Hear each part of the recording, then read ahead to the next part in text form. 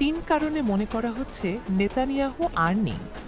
ইসরায়েলের প্রধানমন্ত্রী Benjamin Netanyahu নিহত বা গুরুতর আহত হয়েছেন এমন গুঞ্জন সামাজিক যোগাযোগ মাধ্যম ও কিছু আন্তর্জাতিক গণমাধ্যমে ছড়িয়ে পড়েছে। তবে এখন পর্যন্ত এই দাবির পক্ষে কোনো নির্ভরযোগ্য প্রমাণ পাওয়া যায়নি। ইরানের সংবাদ মাধ্যম তাসনিম নিউজ এজেন্সির এক প্রতিবেদনে দাবি করা হয়েছে, সাম্প্রতিক ইরানি হামলার পর নেতানিয়াহু আহত বা নিহত হয়ে থাকতে পারেন। যদিও তাদের প্রতিবেদনে এই বিষয়ে কোনো আনুষ্ঠানিক নিশ্চিতকরণ বা স্পষ্ট প্রমাণ উপস্থাপন করা হয়নি। প্রতিবেদনে তিনটি বিষয়কে কেন্দ্র করে এই জল্পনা তৈরি হয়েছে বলে উল্লেখ করা হয়। প্রথমত, সাম্প্রতিক সময় নেতানিয়াহুর নতুন কোনো ভিডিও বা জনসম্মুখে উপস্থিতি দেখা যায়নি।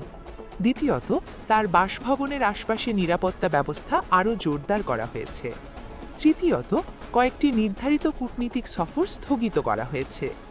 তাসনিম নিউজ এজেন্সিকে সাধারণত ইরানের ইসলামিক রেভলিউশনারি গার্ড কর্পস ঘৃণিত গণমাধ্যম হিসেবে বিবেচনা করা হয়।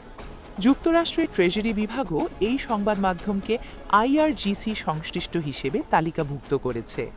তবে ইসরায়েলি সংবাদ মাধ্যম দ্য জেরুজালেম পোস্ট জানিয়েছে, নেতানিয়াহুর মৃত্যু বা আহত হওয়ার পক্ষে এখন পর্যন্ত কোনো নির্ভরযোগ্য তথ্য পাওয়া যায়নি।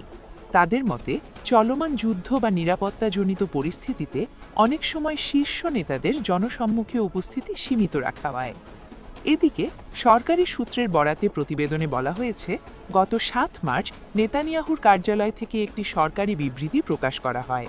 এর আগের দিন ৬ মার্চ তাকে বেয়ারশেবার একটি এলাকা পরিদর্শনের সময়ও দেখা গেছে। ফলে নেতানিয়াহুকে ঘিরে ছড়িয়ে পড়া মৃত্যুর গুঞ্জন এখনও পর্যন্ত নিশ্চিত তথ্যের ভিত্তিতে প্রতিষ্ঠিত হয়নি বলে বিভিন্ন সূত্রে জানা গেছে।